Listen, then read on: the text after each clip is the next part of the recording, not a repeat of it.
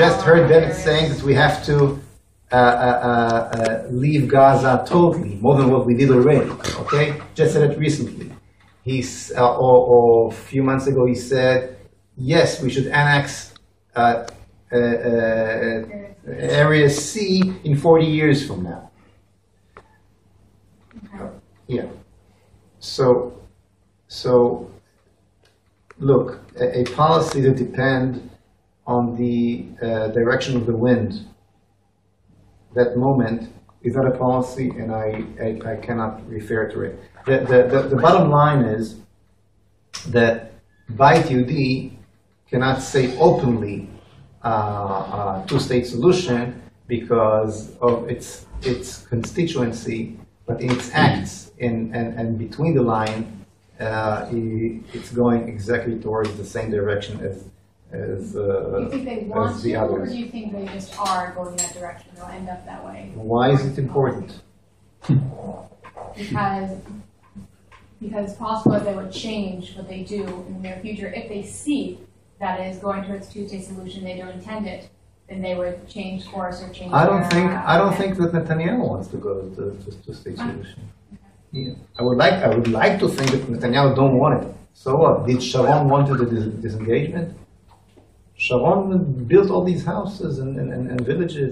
It was the right side of the political map that destroyed most and gave away most of the land and most of the Jewish homes in Judea and Samaria.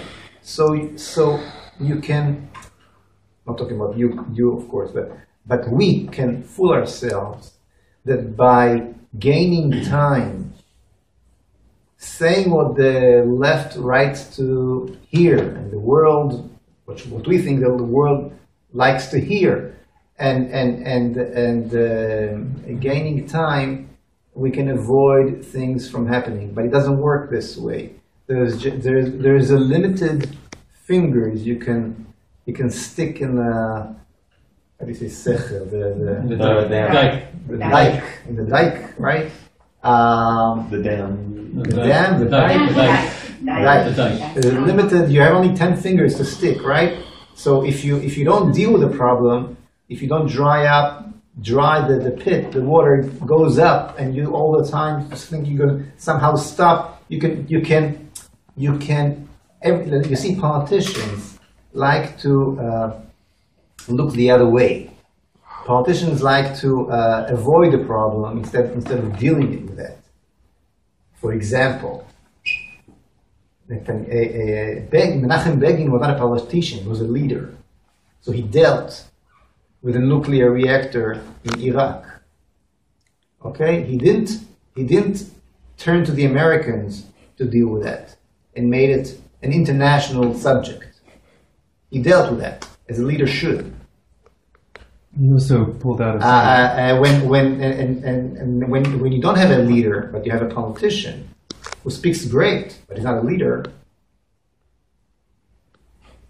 you get the big victory of the Iranians. You get to where we got right now. Yes. Alright, so Fight.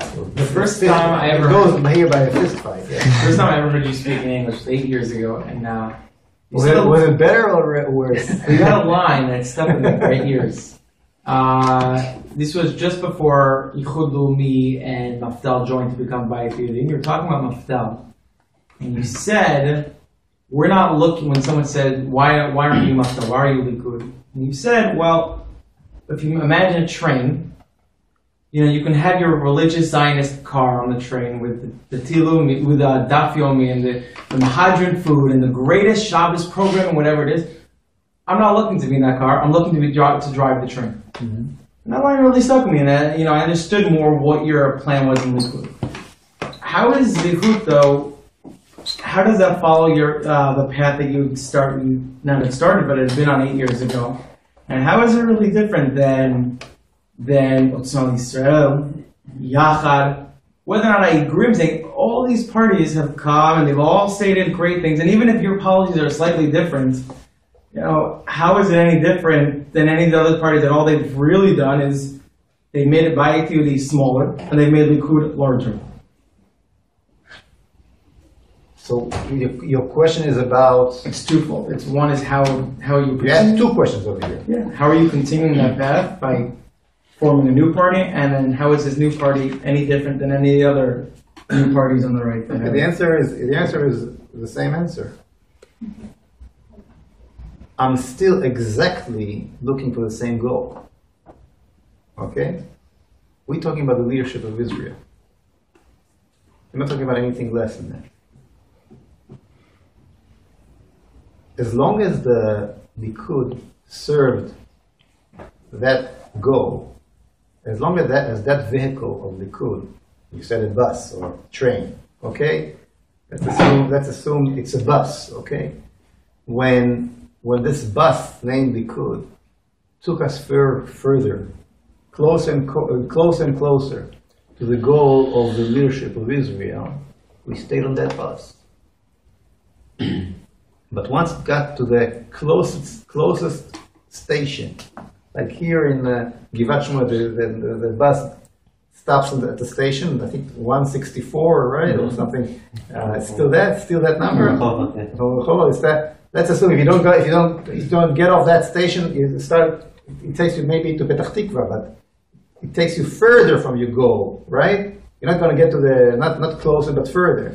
As long as the Likud vehicle took us closer and closer to the goal, I was willing to get all the hit, and I did, as you know, in Likud. We didn't get off that vehicle because it served the purpose of bringing us closer and closer to the leadership of the state of Israel. Okay?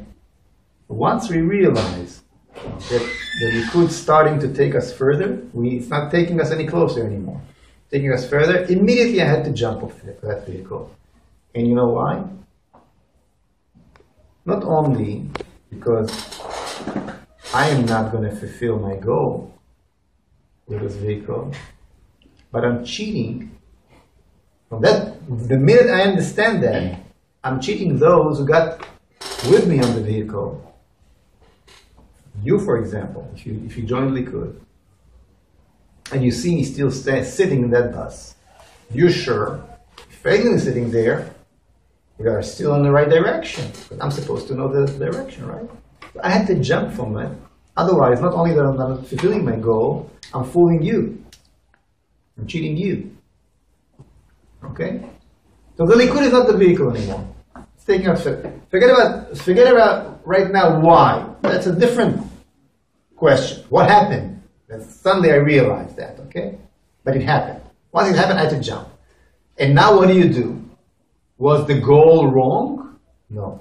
It was still as we started. How did we start the discussion, the lecture tonight? By showing you just from this week how both sides, left and right, are not any different. Taking all of us for a ride. Okay? So the goal is the right goal. Okay, we have to all the time walk on that direction, the leadership of Israel. Okay? But now you don't have the Likud anymore. It was so comfortable and so easy and so nice. We got used to it. What are you going to do? We have to create our own vehicle. Now, politically, yeah, you'll tell me, you think that Zehut is going to be bigger than the Likud? You think that Zehut is going to lead the nation? You really think so? Yes, I really think so. You know what? Because when I got into the Knesset, another guy, exactly my age, by the way, got there too. And just as I was never a Knesset member, he also was never a Knesset member before. Wasn't politics at all. He was he gave TV shows. Okay? And this guy said nothing besides damn with the Haredi, basically. Besides the Haredi hatred, he had nothing to say. And he got 19 seats. One more mandate that would pass from Likud to Lapid, he would have been the prime minister right now. Now, of course, it's different stories. But at the election afterwards, I mean the last election, another guy came, got 9 and got 10 seats. You see, today there are about 25 mandates. They assume that they're talking about 25 mandates that's simply not willing to vote for anything old. That will vote for every new party that comes. We got fed up with the politicians, don't believe in the political process anymore, don't believe in the solutions they gave us, not Oslo on one hand, and got fed up with Bibi from the other hand, not religious, will not vote Bennett, looking for something new. And every time this new thing, there will be a new party that will take those votes. If we work right this coming year and a half, and that already answering your second question, in opening ourselves in a real way, not just to the most extreme right-wingers in Hebron or in Beit El, but come with the real answers to all the Israeli society, almost all the Israeli society, okay? Then we can be that new party. And if it will take 1 or 2 elections, so the time frame is at the hands of God. We have to be there. We have to walk there, and every day that we continue, we win. It's not just a question of winning at the end, because every day we bring these new concepts, this new language, new conscience into the Israeli environment. I just came and told you about our solution. It comes from a total different perspective, from a deep Jewish identity that says, "Hey, the land is ours," and we can come up with a policy, that that this is the first assumption, that the land should be ours. We really believe in our identity, and therefore we understand that there is no Palestinian nation and Palestinian land. The land belongs, this is Eretz Israel, belongs to the Jews. Together, it's all saying, right? Together with that, we believe in liberty. The basic concept of liberty, Zehut, that came from Mount Sinai.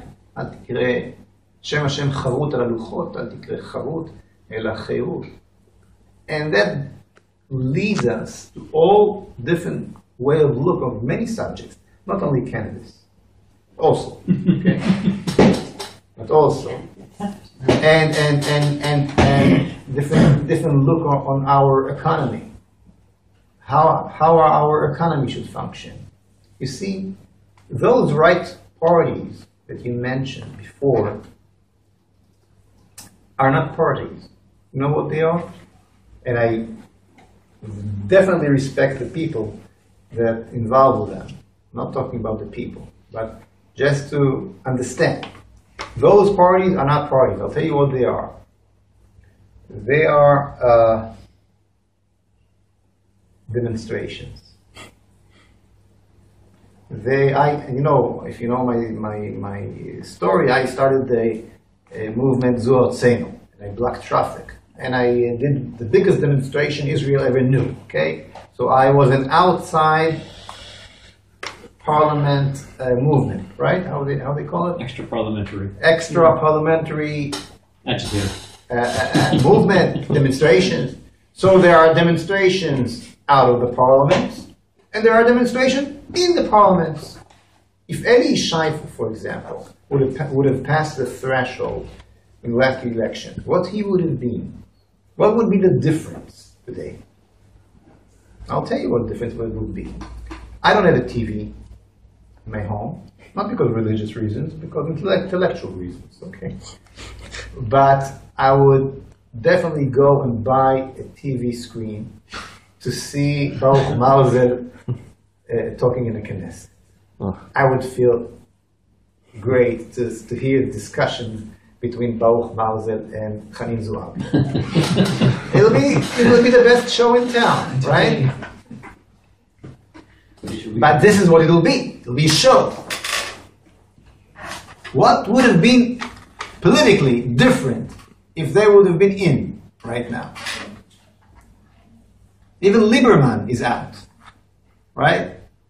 He wouldn't have been in the government. He wouldn't be a minister. And even if he would be a minister, the difference would not be so big. Okay? So what did we achieve? This is not what Zehut is looking to do, to represent a small segment of the people, the most extreme right-wingers, or to make a point.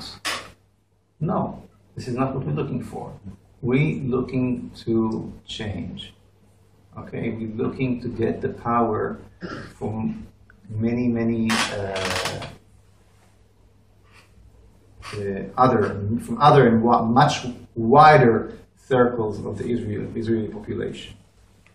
And we believe that when election comes, let's say in a year from now, and if we work very hard, and I hope you'll all join us, we'll work very hard, and in a year from now, the polls will show that we're passing the threshold in a serious way, let's say 6 mandates, okay?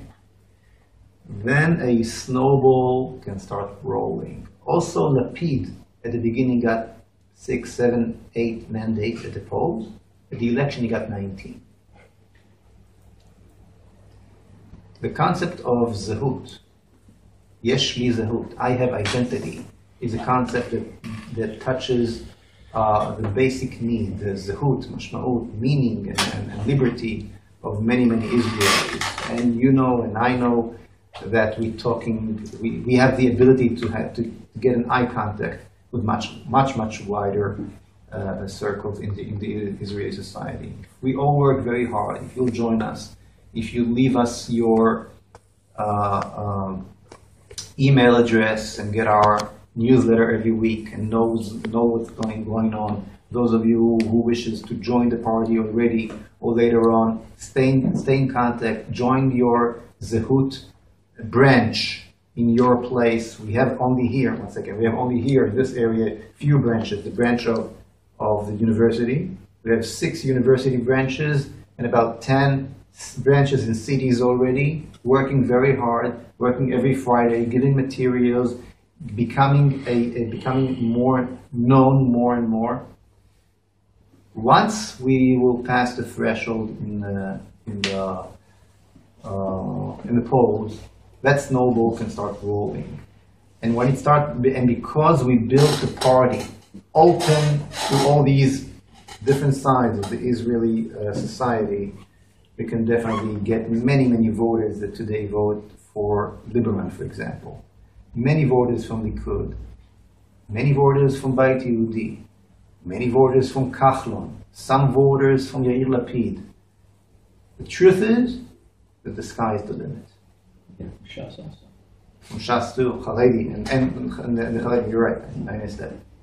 Yes, please. I follow you on Facebook. There was the stop and frisk thing going on in the Knesset now. Stop and frisk? What? Where Searching for... Mishush. So you came out against it, right? You talk about liberty and the right to. So I want to know how you approach the difference. First of all, and also when it comes to administrative detention. I think you came out against administrative detention. May have made that up. Yes, I'm definitely against it. So the left comes out against administrative detention when Arabs or Palestinians are put in jail, and the right comes out when Jews and price tag, or I don't know what they're called. So how do you approach that? The struggling with liberty and security and the differences between Jews and Arabs in regards to liberty and security? I think that every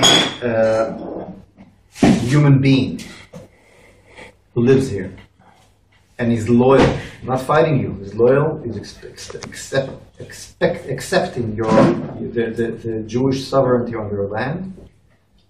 Deserve to have all these human rights, and that kind of act is unacceptable. Jews and Arabs, there's no difference between them. So that's it. It is very simple. Yes, when it happens to people who I'm close to, it hurts me more. What can I do? It makes sense. But it doesn't mean, I mean, when a neighbor of mine or somebody I know is getting into to jail like that, it will hurt me more than someone who I don't know. But it doesn't mean that I won't fight for him. Here it will hurt me. Here it may be more from the brain, but I don't make the difference. And I proved it in many times when I served as a Knesset member. I found myself many times voting together with the left, with Nevetz, and many subjects. So I guess how does one prove one's loyalty to get? I mean, you say human rights, but I guess it means like loyalty to the state rights. But how does one attain these human rights? What? How does one get these human rights? They only give these human rights to people who are loyal to the state and accept Jewish sovereignty. If you live here and you accept upon yourself the full Jewish sovereignty on the land, you're not trying to fight it. Definitely not being violent, but you're not. You're accepting it. Simply accepting it. Then you deserve all your rights. Well, but you don't need to get it. You have it. God gave it to you. And the assumption is that everyone who's living here is accepting Jewish sovereignty. That's my question. Yeah. So maybe I didn't understand the question. Yes, look, if you don't, you're declaring war. Okay? And by the way, again, it's not the Arab problem. We created the problem because we're creating an environment that is not clear. Who's the sovereign over here? On one hand, we're saying to the Arabs and to the whole world, we are just temporary in this land. It's not our land. Okay? So what do you expect from the youth who grew up into that situation? Not to start fighting against you at one point or the other. And again, not that I accept with the way they behave, right? But I understand where it comes from. I'm talking about a situation where it's very clear. This is the land of Israel. It's the state of Israel. All the land is the state of Israel. Those who are here get all their and wishes to stay according to our terms, right? Get all their human rights. This is the only key to a real peace. Yes, please. I wanted to just make an observation about something that you've been talking about, but not really talking about. You began the evening by speaking about the issue with the law that's being trying to be passed because the Arabs who are misbehaving in the Knesset, misbehaving. Nice word for it. But you addressed the fact that contrasting the right, the Israeli right, the Jewish right, the Jewish left, as Zionist Union versus Likud, you said that the Zionist Union and people on the left have a vision, they have a goal, they have an idea of what they're looking for. They want to be part of a nation like all other nations. Yeah. The Likud, you characterized for the evening as wanting to govern but not wanting to lead. Correct? Mostly. Okay? Okay. Not providing leadership. Whereas you in contrast with Zohar, saying when Likud and that was Zehut, you're providing what I want to call a vision. But you haven't characterized it as that. A vision and a political tool to lead and fulfill the concept. That vision, which has to be clearly articulated as a Jewish Zehut, as the reason that we're here. And I see this with Jews that I deal with, not Israelis I deal with who are either religious or not religious, especially even religious ones, who don't know what it is to be Jewish, to be Zionist, why we're on this part of the land and on the globe, why are we even here, why are we fighting for this, okay? So your Zehut vision has to address that, and from that Right. framework, from that very solid framework, arises all of your different policies and platforms. But if you just talk about policies and platforms without conveying that vision, that's not going to change. That's going to sound like another fragmentary party that you just talked about a few minutes ago, like Otzma and these other ones. It's the vision as us as Jews as belonging here and willing to work within a somewhat democratic system where we will take anybody who's even not Jewish as long as you explained, agreeing to live with our terms as defined from, let's say, from the Torah and wherever other sources we want to draw that from. We're not getting to the etzem, which is what's the vision, and let's start communicating. If you want to win or significant number of mandates in a year and a half from now, we have to start at the grassroots. And I'm talking about from The my vision. let me finish that. I'm talking from my experience as a political assistant for 2 years in Canada. Okay, working with someone who had almost no power. He was a university professor. Worked to become a councilman in the city of Toronto. How did he do it? He was well known in his community where he was looking to represent. And he went around knocking the door and saying, well, what can I do to help you? What can I do to help you? He got elected the first time he ran, got elected the second time he ran, and 6 months later he got elected to the provincial government by doing exactly the same thing. He was out there every day knocking on doors. What can I do to help you? What do you need? How can I get you involved? And he got all those connections and got these things done for people. So on the ground, knocking door to door and talking face to face, as you expressly want to do on the street corners for the next year and a half, is what we have to be doing quickly and very, very visibly. Getting people, talking to people who are lost. And you had the experience, as I recall, from a rally that you had, I think, before the previous election in Tel Aviv, where all the secular Jews were coming out and they were supporting you and rallying for you.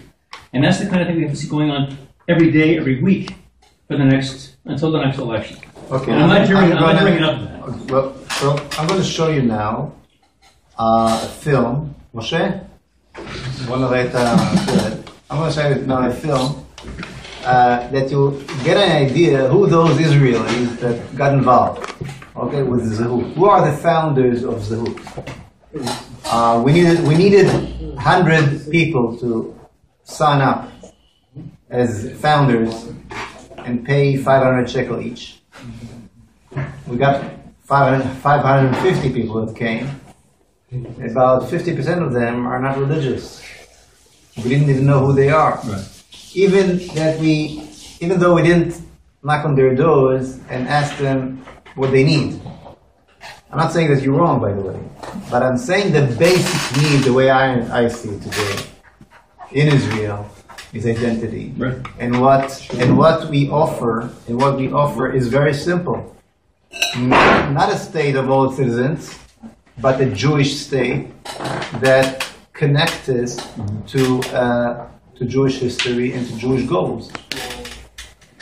So let's see it.